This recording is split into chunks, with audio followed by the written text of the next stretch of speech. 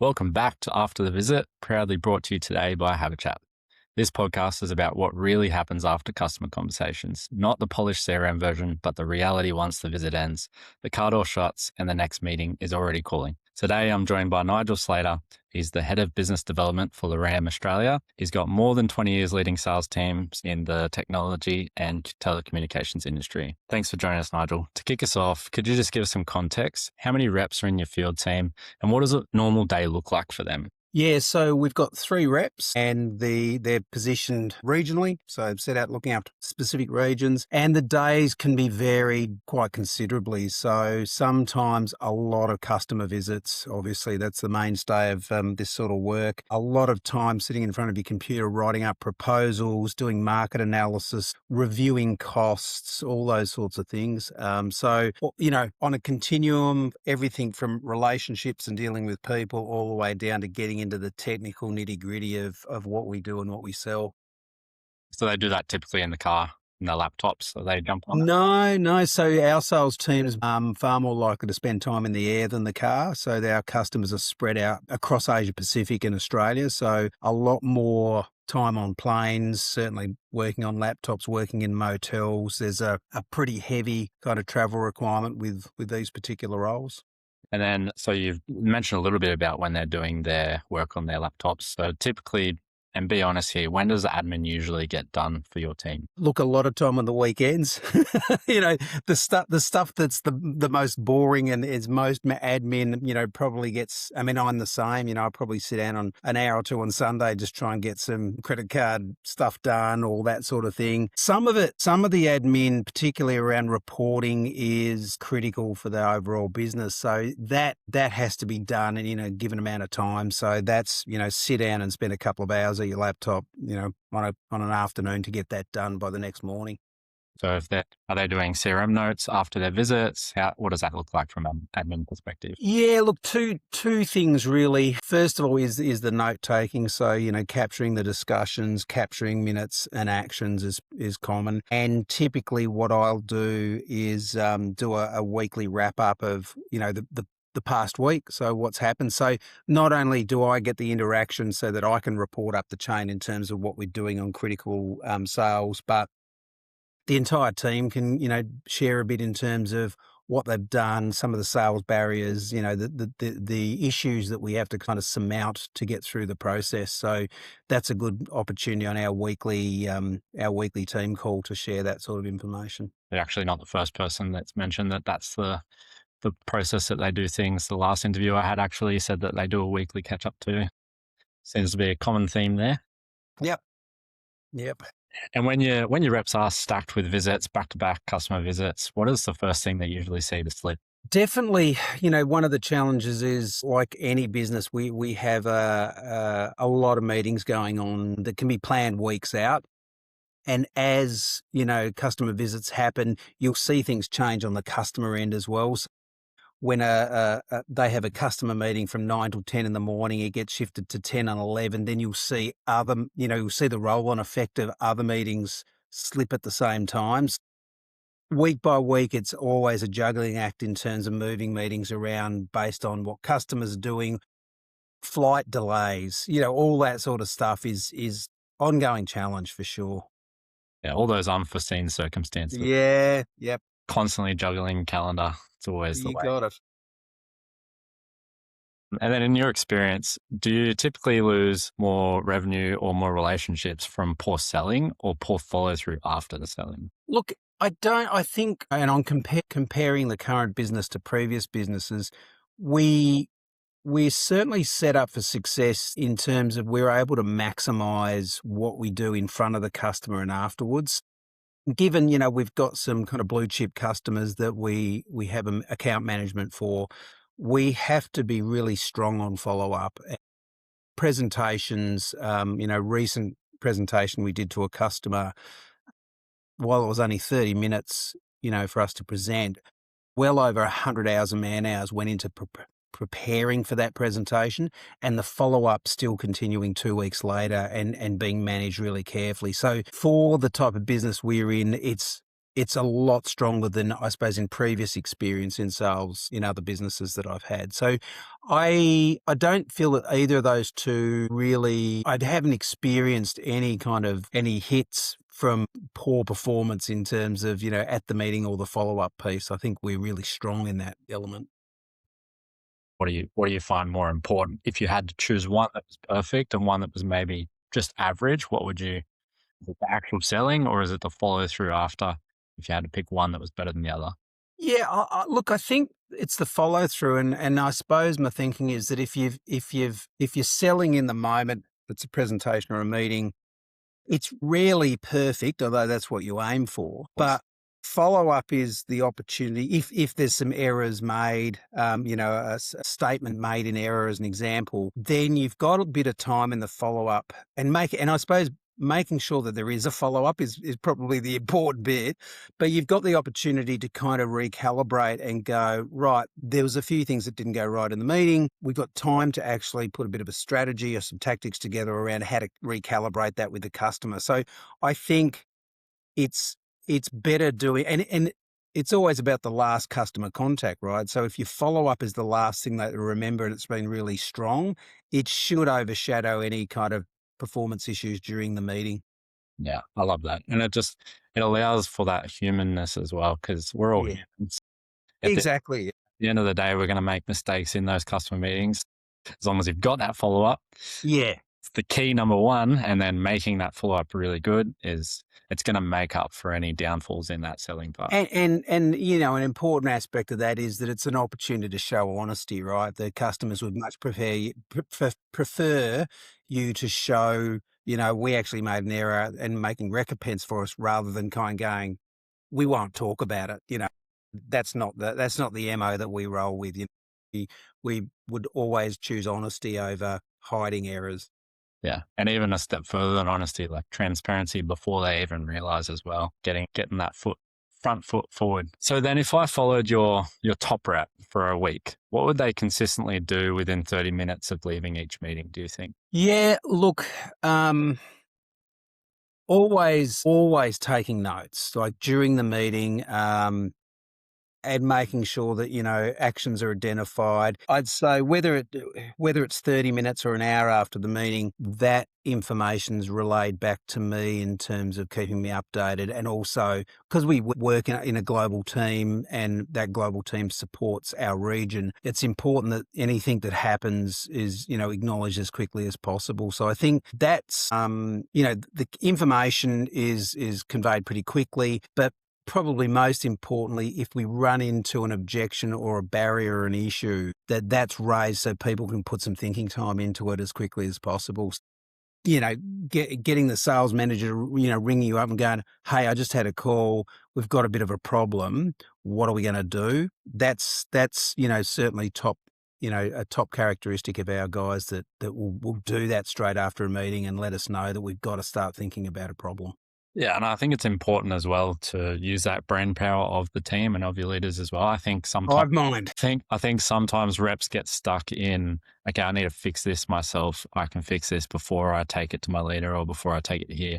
But you may fix it, but also if you don't or if you get stuck, you're just avoiding that inevitability that you're going to have to take it up eventually, and you've missed out on all this time you might have wasted a week trying to fix it yourself. That you've all been thinking of together, or it could have been a simple solution that your leader already knew, has already dealt with. There's so many. And is it the optimal solution? Like, to your point, if 3 people come up with the same solution, it's probably the optimal solution. But if 3 people disagree, then it gives you an opportunity to work through that. So yeah, exactly.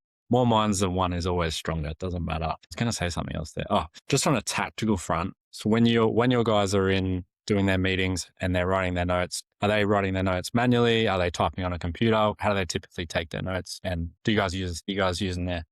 Yeah. So in the current team, I think a bit of there's certainly people that will prefer pen and paper and others that will prefer laptops. Personally, that's what I prefer to sit down and use because I'm an appalling writer and I can type pretty quickly. You and me both.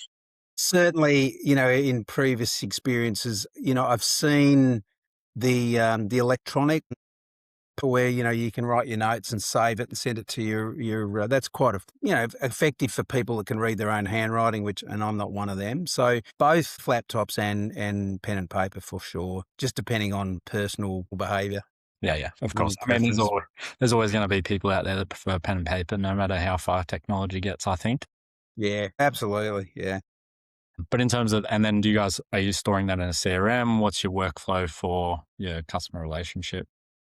Yeah, so we've got I suppose two pieces in place. One, we've got a spreadsheet, which is always a bit clunky, but because of the nature of our business, we have to collect a lot more than just, I suppose, customer interaction, because there's a huge capital piece to what we do. So we're always tracking dates of when capital spend has to occur and revenue dates and those sorts of things, and breaking down. We've got not dozens of different products, so that we, like you'd use in something like Salesforce, where you'd select your customer, you'd select product type, revenue of the deal, and those sorts of things. We track sales process using a methodology called the Sanders selling technique, or Sanders.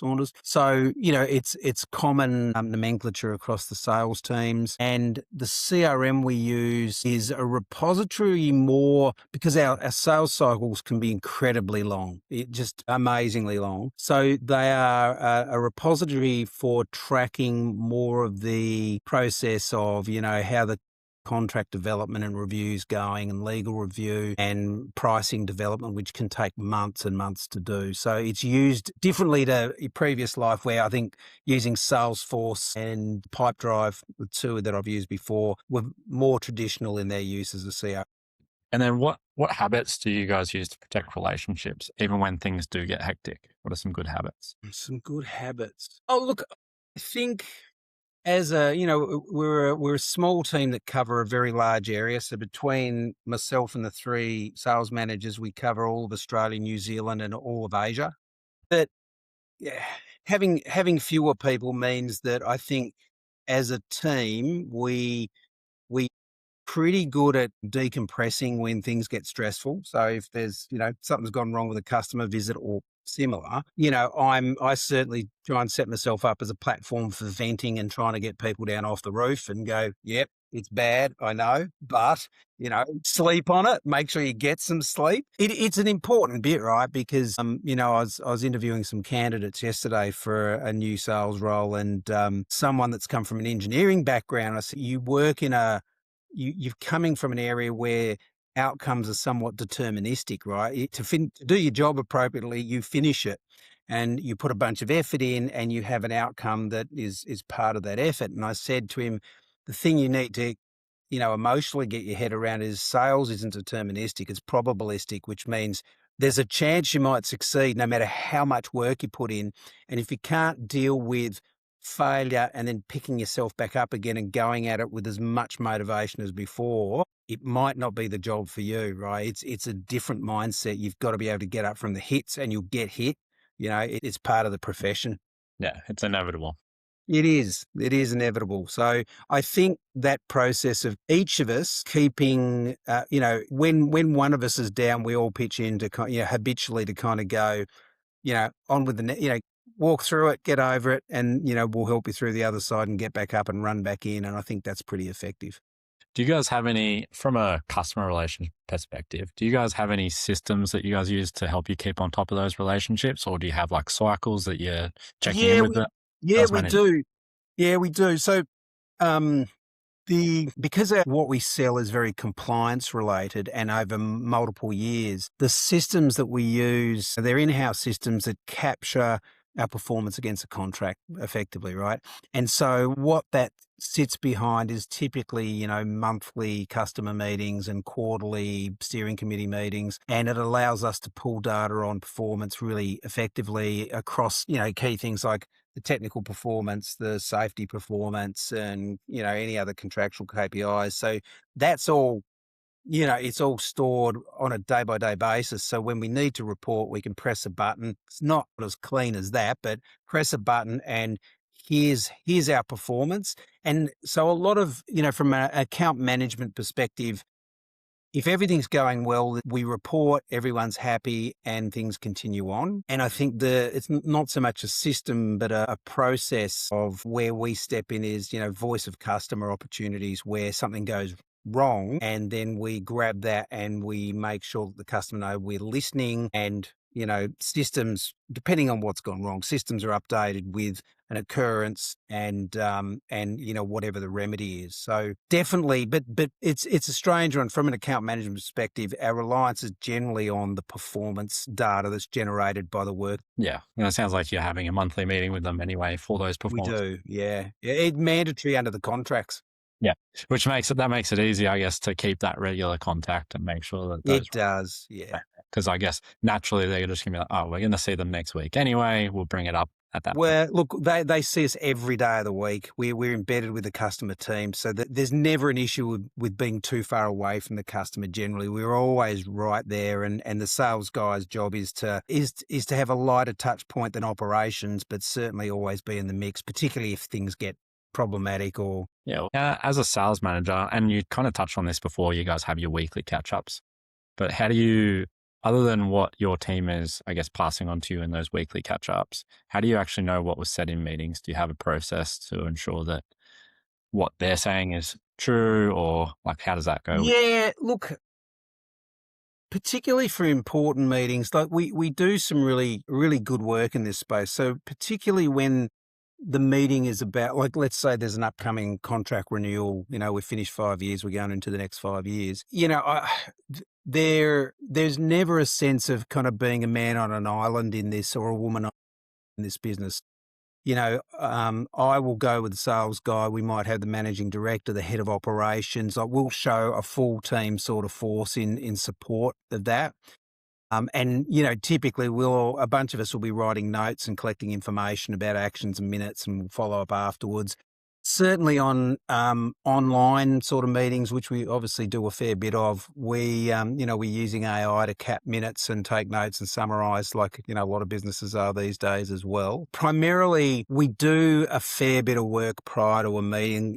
Today's no different. We've got some important meetings in Western Australia next week, and we're already working on all of the points of conversation, all of the things that we need to achieve. So it's pretty hard for a sales guy not to come away with answers when we've already pre-canned what we want to deliver.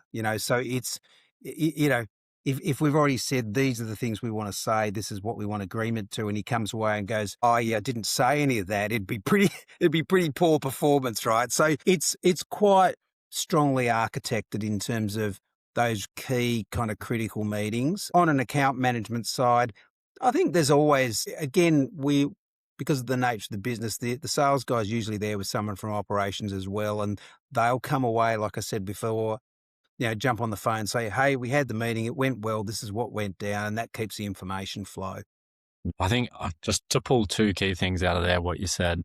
One thing was the importance of preparation before those key meetings. I think it's so important to be prepared for those key meetings. If you've got a big contract coming up, or you've got a good high value customer that you're going to see, make sure you take that time beforehand to prepare as a team if you can. If not, that's fine. You still can prepare as well as you can beforehand. Make sure you go in knowing exactly what you want to talk about so you can have as good a meeting as possible.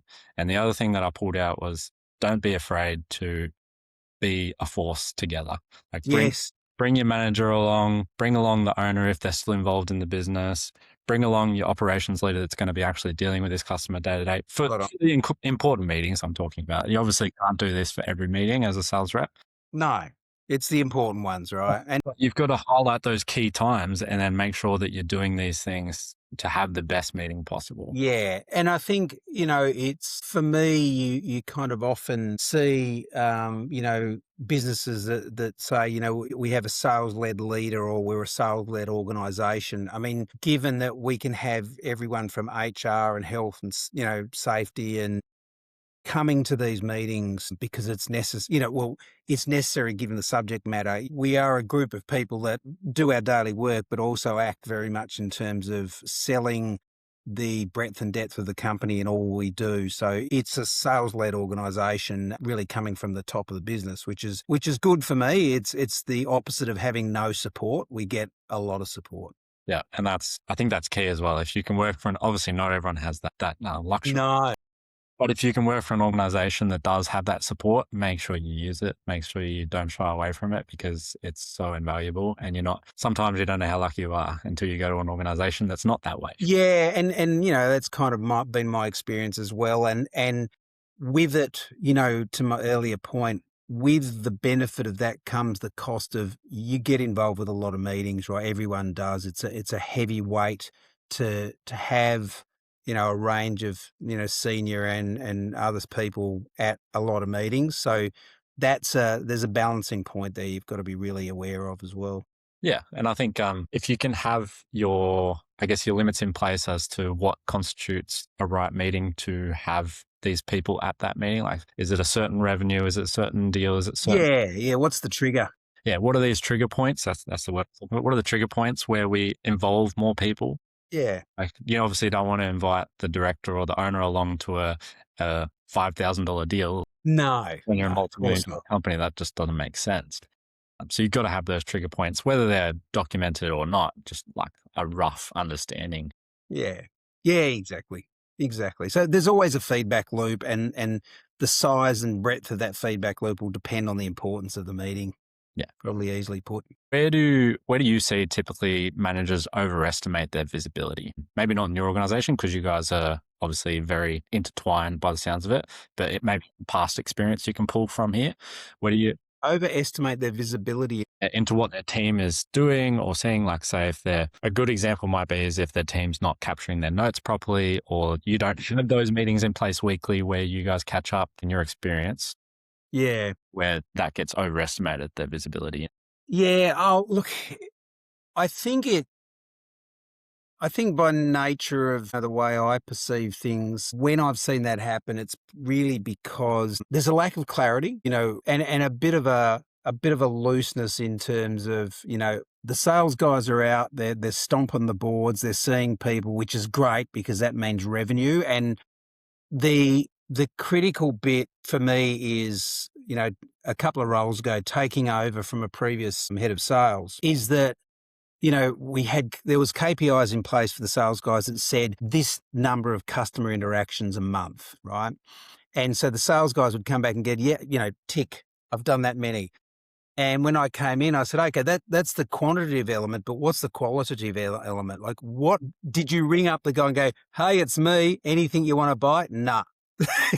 That does nothing, right? So it's trying to determine, and it's a hard thing, particularly when you're covering a broad area. You've got a lot of salespeople in different regions, and making sure that while they're having conversations, are they the right conversations? If they need to have difficult conversations, are they having those, or are they just kind of going, just push that to the side? And I think, the best way to kind of get out of that situation is ultimately at the hiring stage, right? And setting expectations and getting in front of customers with the salesperson to see how they perform. You can tell pretty quickly if they've said, I'm really close to this customer, we've talked about this and we've done that, and then you lob up to the meeting and it's like, they have no clue. They really haven't. So that's probably my experience in terms of focusing on what's the quality of the interactions, not the quantity. It's not a great lead indicator that your sales team are performing and generating revenue.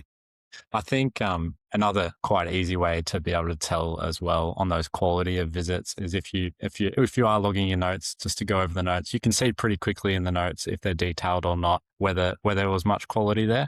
Yeah. And then if it's a bit ambiguous, one quick phone call to that customer, you're going to understand pretty quickly on whether they're seen their rep much or not. Yeah. Yeah, exactly. Having experience in that in terms of, someone that didn't go to an appointment that they were meant to go to, but told me that they did, doesn't end very well. So yeah. It's follow up, it's management oversight and governance as well, right? The right things are being done in the right way. Yeah.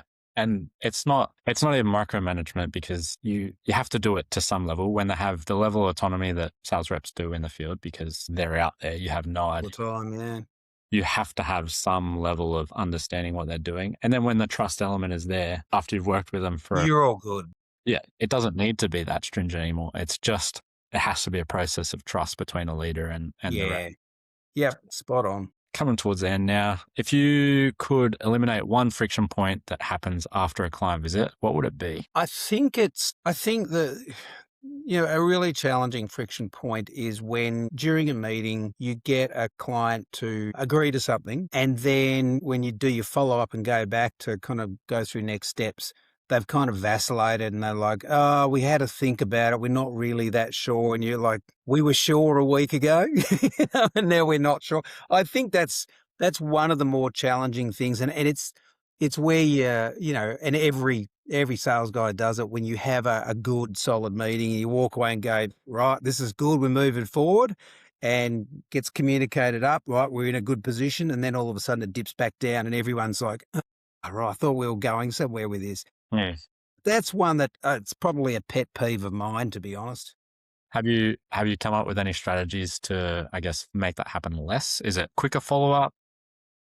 Well, yeah, look, I think it's the nature of humans to rethink things or talk themselves out of things. And I think maybe part of the way to get around that is make sure that there's not just one person in the meeting, because they're probably more liable to think and go, oh, what am I going to tell my manager? So I think, we generally, I think good practice is looking at your stakeholder mix and trying to invite a range of the right people to a meeting so everyone gets to hear and everyone gets to agree. And there's probably less chance that an individual's bias towards vacillating and changing their mind will actually change anything. But, I don't think there's any, it's human nature. I think particularly if you're talking big dollars, complex deals, lots of competitors, people will change their minds and go down another path. Yeah. While I agree, I think you made a really good point there, because it's a really good tip for people out there, because if you have a good stakeholder mix in those meetings, one, yes, what you said, they're going to be less likely maybe to change their mind because they're going to be worried about changing their mind and having to talk everyone else out of it. Yeah, they don't want to have to go through that friction. That's one point. But the other point is more than likely, if it is a big deal like you're talking about, more than likely they're going to have to go through their stakeholders anyway. There's going to be questions that come up from their stakeholders. There's going to be different things that weren't addressed in the meeting because the right stakeholders weren't in the meeting, that then you're going to have to readdress just to keep the deal moving forward that you didn't realize. So it's kind of twofold there. You're preventing that friction from changing their mind. Well, not preventing, but minimizing, I guess. Minimizing, yeah. But also making sure that you get all the right stakeholders in there so you get everything on the table at the meeting, as opposed to pushing out the deal longer with that extra additional stakeholder questions. And I think one of the keys to all of this work is just clarity, right? And not only being clear, but requesting clarity from the people you're meeting with, so that you'll get a sense of whether they're likely to vacillate. So you guys are really interested in this. You want to do it? Yeah. So can you, I think we had a meeting recently, or, customer meeting, where the customer really wasn't clear on what they wanted. They just couldn't give us an answer. We wanted to make a real point of that. So, the question was in an open forum with a lot of people in a room. We put to them was, we don't understand why you see value in that approach. Can you explain it to us? And the response was, we can't. It's like, okay, right. So that should kind of invalidate that approach, right?